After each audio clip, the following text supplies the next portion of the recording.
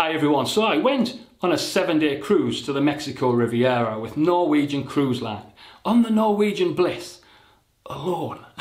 Many people would think this was absolutely crazy, but I really enjoyed it. In this How I Do It series, I'm going to review my Solo Studio Stateroom experience. Okay, the way I'm going to approach this is to describe quite clearly my experience of staying in a Solo Studio Stateroom for 7 nights. Because I feel what a lot of solo studio videos do is give you a lot of visual footage taken by someone who has never stayed in one, and I suspect never would. This can give a misleading or superficial impression of the experience. So you're going to get footage, but backed up with how it worked for me. This has made the video a bit longer than the usual 2 or 3 minute affair you'd normally get, but I think it will make it very clear whether a solo studio is worth it for you. Okay, first, what are the solo studios on Norwegian Cruise Line? 7 Norwegian Cruise Line ships have solo studios: the Escape, Epic, Breakaway, Getaway, Bliss, Encore and Pride of America. The philosophy behind them is they are designed specifically for the solo cruiser. While they are obviously designed to offer accommodation for one person, there are a number of reasons why they might not be the best option for any particular individual solo cruiser, which we'll get to later in the video. All the solo studios exist in the middle of the ship on the Norwegian Bliss. They exist on decks 12, 11 and 10 of 17 decks. The studio staterooms exist within an enclosed block which can only be accessed by a guest with a solo studio key. The solo studio block has its own steward. All of them are inside cabins.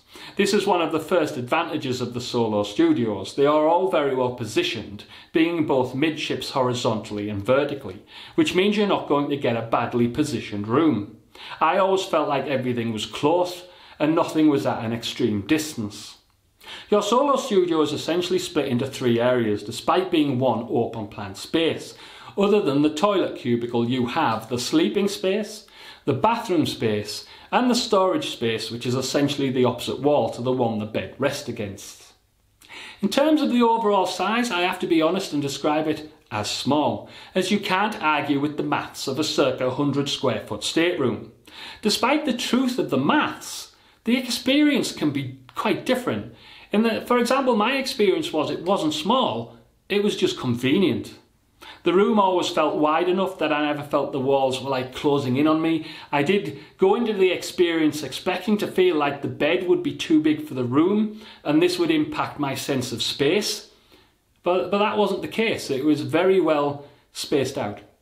If we take the bathroom space first, marked by the floor changing from carpet to solid flooring, the shower is open plan while the toilet itself is in its own cubicle. The fact the shower is in the same room space as the sleeping area ended up actually again being a convenience rather than an oddity. I was surprised by how roomy the shower was. In fact, I absolutely loved the shower. Yeah, I really loved the shower. I just enjoyed using the shower. Absolutely crazy. I had no problem showering in it in terms of space, which did surprise me, as I was expecting for it to be a bit confined. It also had this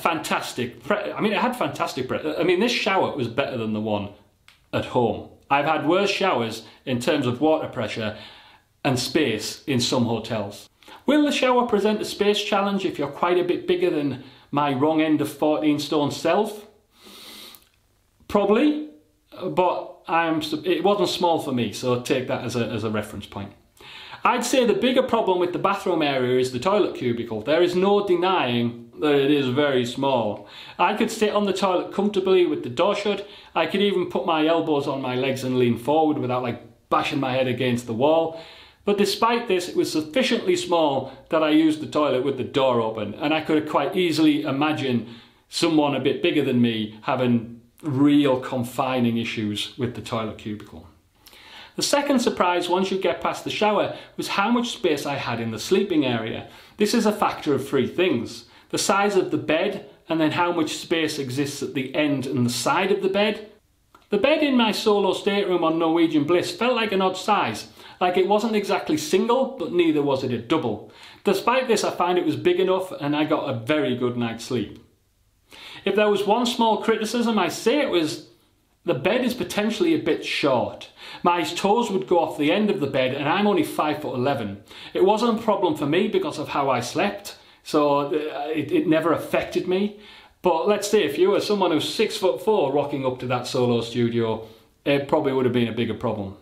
What surprised me was the feeling of width, as feeling like I had room breadth-wise was what really helped me in feeling comfortable in the room. The walls did not feel claustrophobic despite the bed being against one wall and the opposite wall being an exercise in efficient storage. There was also plenty of space between the bed and the opposite wall. It wasn't acres of space.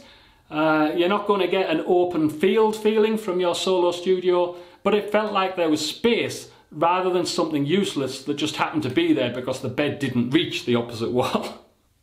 In terms of width, I've seen videos of inside staterooms that looked more problematic in terms of width space due to the arrangement of the bed being really close to both walls.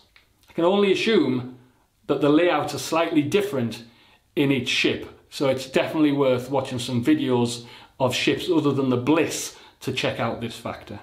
The sense of space was similarly true at the end of the bed. The bathroom area did not feel like it started abruptly and too close to your living space, or that it loomed over the end of the bed.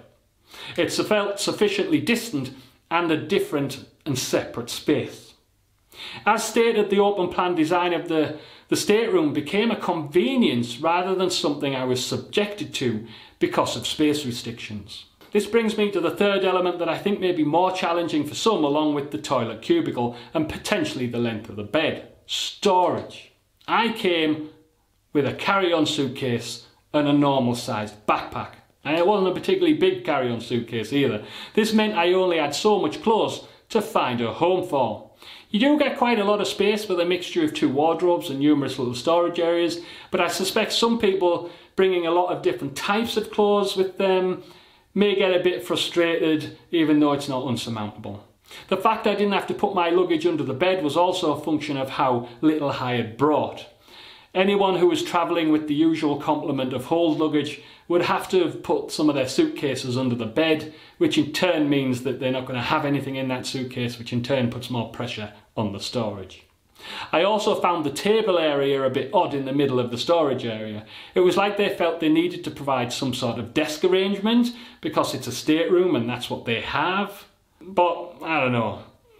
The presence of it being a desk means you have a strange piece of furniture underneath the desk, which in theory pulls out so you can sit at the desk. Personally, I very much doubt anyone uses it as a desk. They're just doubling up on the illusion, and it might as well dump the seat underneath so you have more space to store cases. Right? I essentially used it as a shelf. In terms of power, I didn't have a problem. There was a US plug and a European plug on the shelf that was a delusion of being a desk. There was also 2 USB sockets by the bed.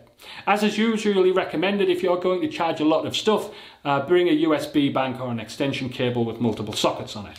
In all honesty, the challenge for me, and remember I bring quite a few pieces of electronics, isn't really the number of sockets on this cruise ship.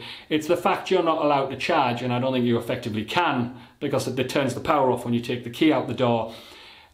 Means you can't charge while you're out the room, and that tends to be the biggest challenge. And that is stateroom wide, it's not linked to the Solo Studios. Finally, the Solo Studio area has access to the Solo Studio Lounge. In the Norwegian Bliss, this is located on floor 11, so if you're on floor 12, you'll walk down to it, while if you're on floor 10, you'll walk up to it. Pretty simple. It's okay. It's no mini version of the Observation Lounge, which is much preferable, though it serves a similar purpose. It felt more functional to me than a zen-like luxurious environment, though it is cool that there is various food items, coffee and cookies free on tap. I mean, I did make a couple of cookie runs. The lounge is where the solo meetups take place, organised by the Solo Studio steward. I can't really tell you how these worked, as I never went to any of them.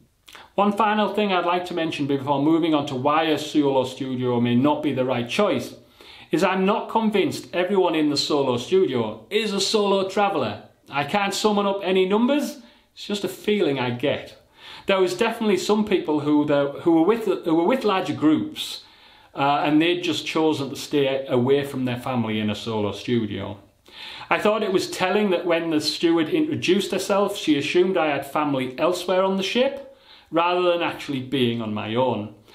This is anecdotal rather than something I can prove, but it's probably quite obvious the Solo Studios may get booked in circumstances other than by a truly solo cruiser. It's probably obvious from the video so far that I really liked the Norwegian Bliss Solo Studio experience and wasn't hesitate to do it all again. But I did say it might not be the best option. There are a number of reasons for this. First, if you recognise yourself as being a larger individual than, say, myself, and you suspect you may have frustrations with the Solo Studio, then do have a real think about it, as it's possible you may be right. Where to draw the line? Well, that's hard for me to pin down with exact numbers, but it's worth considering the Solo Studio may be too small. It wasn't for me, but there was no arguing with the maths that it's not a big room. I did think it felt a lot bigger than it looked on videos, so you're just going to have to get a sense of it. The second reason is actually why the first reason isn't a problem. The Solo Studios are actually charged at a premium, which can actually mean that a normal inside cabin, due to the vagaries of demand-based pricing and the Solo Cruise discount, can come in cheaper than a Solo Studio cabin, and those are substantially bigger.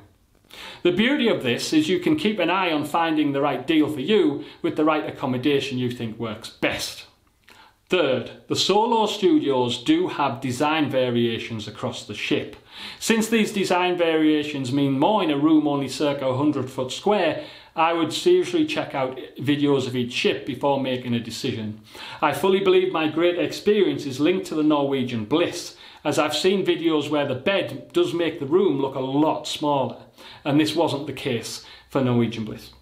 So that's my view of the Solo Studios on the Norwegian Bliss from my 7 days sleeping in it. If you're thinking of opting for one, I'd suggest you use this video and check out some others and make a decision.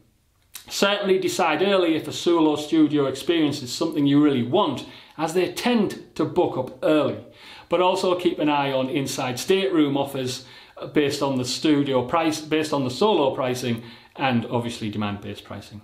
I'd be interested in your comments if you've used a Solo Studio on a Norwegian cruise line and how you found it, especially if you've been on a different ship and you felt that the experience was sufficiently different.